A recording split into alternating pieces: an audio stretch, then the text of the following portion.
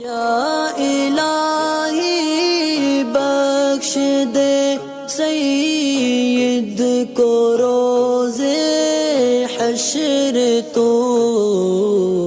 ایک سوال ان کا یہ ہے کہ اسلام قبول کرنے کا طریقہ کار کیا ہوتا ہے؟ بہت سارے لوگ اس میں نئی نئی باتیں جو ہے نا ایڈ کر دیتے ہیں کہ کسی مولانا کے پاس جانا چاہیے، پہلے غسل کرنا چاہیے، پہلے والدین سے پرمیشن لینی چاہیے، پہلے یہ کرنا چاہیے، اور طرح طرح کی باتیں لوگ اس میں بناتے ہیں۔ تو بہت سارے لوگ کنفیوز ہوتے ہیں کہ اسلام ایکسیپٹ کرنے کے لیے کیا کیا چیزیں نیسیسری ہیں، کمپلسری ہیں، کیا کیا ہونا چاہیے، کیا نہیں ہونا چاہیے، کس کے بغیر اسلام مکمل ہو جائے گا۔ ایک سیپریٹ ویڈیو کی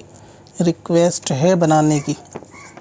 تو اگر کوئی شخص اسلام ایکسیپٹ کرتا ہے تو اس کو کسی بھی مولانا کے پاس جانے کی ضرورت نہیں ہے۔ لوگوں کے اندر یہ غلط فہمی مشہور ہے کہ کوئی کسی کو مسلمان کرے گا تو وہ عالم ہی کرے گا یا کوئی اسکالر ہی کرے گا، کسی مولانا کے پاس ہی جانا پڑے گا۔ تو ایسا نہیں ہے، یہ کوئی ضروری چیز نہیں ہے، بلکہ جس شخص کے پاس اگر کوئی اچھا ظاہر کرے اپنی مرضی سے کہ میں اسلام قبول کرنا چاہتا ہوں کسی مسلمان کے پاس، تو اس کو چاہیے کہ فوراً اس کو کلمہ پڑھائے، توبہ کرائے، بات ختم، یہی اسلام ایکسیپٹ ہو گیا۔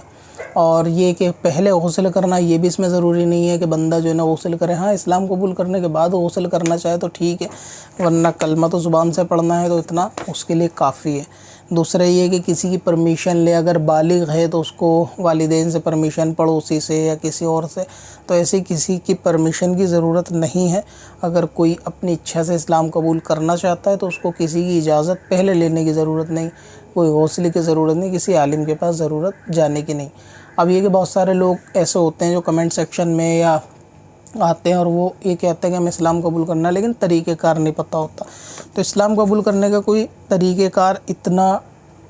مشکل نہیں ہے، بس یہ کہ آپ آسان لفظوں میں اگر ہندی میں سمجھیں کہ ایک خدا کا اقرار کرنا اور محمد صاحب کو آخری پیغمبر ماننا، پہلی چیز یہ، اور اس کے اندر سب چیزیں آ جائیں گی جیسے قرآن کا ماننا، آخرت کا ماننا۔ تو اس چیز کا اقرار دل سے کرنا کہ ٹھیک ہے، میں اسلام کے جو بنیادی عقیدے ہیں یا جو ان کے بلیوز ہیں اسلام کے، کہ ایک خدا ہونا، پیغمبر کا ہونا، قرآن کا ہونا، نماز کا فرض ہونا، زکوٰۃ کا ہونا، ان سب چیزوں کو میں دل سے ایکسیپٹ کرتا ہوں۔ دوسرا یہ کہ پچھلے گناہوں سے اپنے توبہ کرتا ہوں۔ تو اگر کوئی شخص لا الہ الا اللہ محمد الرسول اللہ اتنا کلمہ بھی پڑھ کے اسلام لانا چاہے گا تو وہ مسلمان ہو جائے گا، اگر وہ اشہد ان لا دوسرا کلمہ نہیں پڑھ پاتا تو اگر کوئی ایسا شخص ہے کہ جس کے آس پاس کوئی بھی نہیں ہے اور وہ اپنی مرضی سے اسلام کو ایکسیپٹ کرنا چاہتا ہے تو وہ بس اس چیز کی گواہی دے دے کہ میں گواہی دیتا ہوں کہ ایک اللہ ہے، وہی عبادت کے لائق ہے اور اس کا کوئی شریک نہیں ہے، اور محمد صاحب صلی اللہ تعالیٰ علیہ وسلم اس کے بندے اور اس کے رسول ہیں، اس کے نبی ہیں۔ تو اس چیز کو وہ ایکسیپٹ بندہ کر لے گا دل سے تو وہ اسلام جو ہے وہ قبول کر لے گا۔ اس میں گواہوں کی ضرورت نہیں ہے، لیکن بہتر ہے کہ گواہ ہوں تو زیادہ بہتر ہے، اور کسی کے پاس اگر کوئی ایسا بندہ ہے کہ جو کلمہ پڑھوا سکے تو اسی کو پڑھوا دینا چاہیے۔ اس کو چاہیے کہ آگے ٹرانسفر نہ کرے کہ فلاں مسجد میں چلے جائیں، فلاں مولانا کے پاس چلا جائے، تو یہ سب لوگوں کے کم علمی کی باتیں ہیں۔ ٹھیک ہے، تو اسلام ایکسیپٹ کرنے کے لیے غسل وغیرہ کرنا بھی ضروری نہیں۔ جب بندے کی اچھا ہو وہ اپنے من سے کلمہ پڑھ لے دل سے اور وہ اسی وقت اسلام میں داخل ہو جائے گا، اور پرانے اپنے تمام گناہوں سے، تمام چھوٹے بڑے کفریہ، شرکیہ، ہر طریقے کے گناہوں سے توبہ کر لے گا، یہ اس کے لیے کافی ہے۔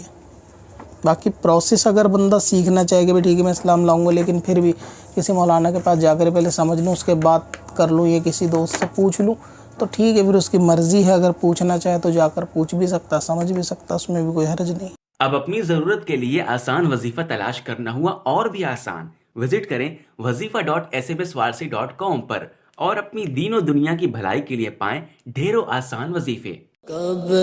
سے اپنی خطاؤں